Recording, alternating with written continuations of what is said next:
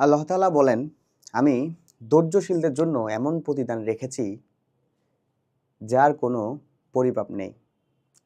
সহিহ Bukhari ৭৪৭৪। So এই কথাটা দ্বারা আমাদের লাইফে আমরা যারা এখন বিভিন্ন পাবলিক বিশ্ববিদ্যালয়ে চান্স পাইনি, আসলে সত্য কথা তোমাদের মধ্যে অসংখ্য শিক্ষার্থী আছে যারা হতাশায় চলে গেছে। তারা সবকিছু ছেড়ে দিছে। মানে বলতে গেলে তার লাইফের 80% এর মধ্যে সে নাই। তার এই লাইফের মধ্যে তার ফ্যামিলি লাইফ ভালো যাচ্ছে না। সে যদি একটা সোশ্যাল লাইফ মেনটেন করে, তার সোশ্যাল লাইফ ভালো যাচ্ছে না। সে যদি একটা রিলেশনশিপ, যদিও হারাম, সে যদি একটা রিলেশনশিপও মেনটেন করে, সেখানেও সব কিছু ভালো যাচ্ছে না। বলতে গেলে তার ফাইন্যান্সিয়াল অবস্থাও ভালো নাই।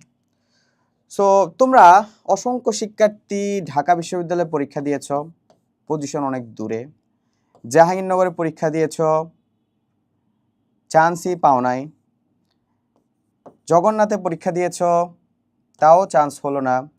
রাজশাহীর জন্য ভালো রকম প্রিপারেশন নিয়েছ, কিন্তু শেষমেশ ভালো রকমের একটা এফোর্টস তুমি দিতে পারোনি। এখন তোমার লাইফ এভাবেই চলতেছে। তুমি ফ্যামিলিগতভাবে ব্রোকেন, সোশ্যালি তুমি ব্রোকেন, ফাইন্যান্সিয়ালিও তুমি ব্রোকেন, রিলেশনশিপের জায়গাটাও তুমি কি ব্রোকেন। মানে তোমার লাইফের 80% নাই, 20% জাস্ট তুমি বেঁচে আছো। এতটুকু তোমার লাইফ যাচ্ছে, জানি অসংখ্য শিক্ষার্থী এই লাইফটা কাটাচ্ছে। কিন্তু একটা কথা বিশ্বাস করবা, এই যে সহিহ বুখারীর যে হাদিসটা আছে সেখানে বলা হচ্ছে, আমি ধৈর্যশীলদের জন্য এমন প্রতিদান রেখেছি যার কোনো পরিমাপ নেই।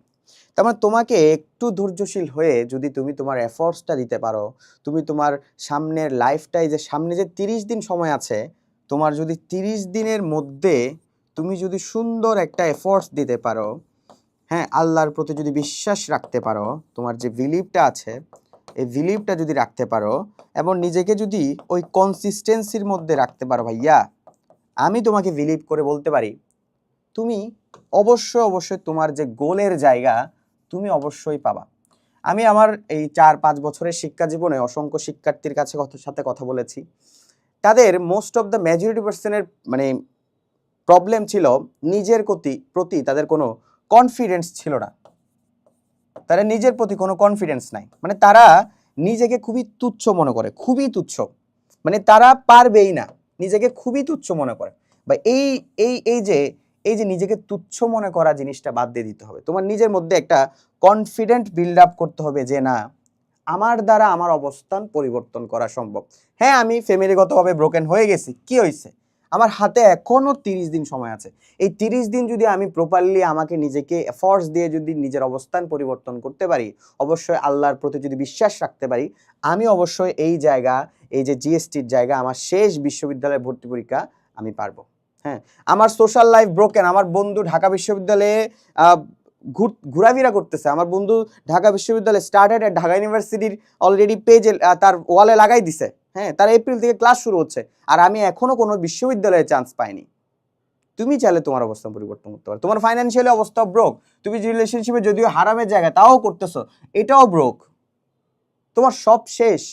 কিন্তু তোমার একটা হোপ আছে, এই হোপটা হচ্ছে হাদিসটা, যে আমি ধৈর্যশীলদের জন্য এমন প্রতিদান রেখেছি যার কোনো পরিমাপ সেই বান্দার কাছে নেই।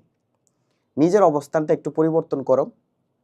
নিজে তো ধৈর্য ধরছো অনেক, হ্যাঁ, সব প্রবলেমের মধ্যে দিয়ে যাচ্ছ, কিন্তু একটু এফোর্টস দিয়ে একটু কষ্ট করো না।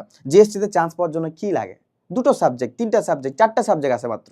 অ্যাকাউন্টিং আছে, ম্যানেজমেন্ট আছে, ইংলিশ আছে, আর বাংলা আছে।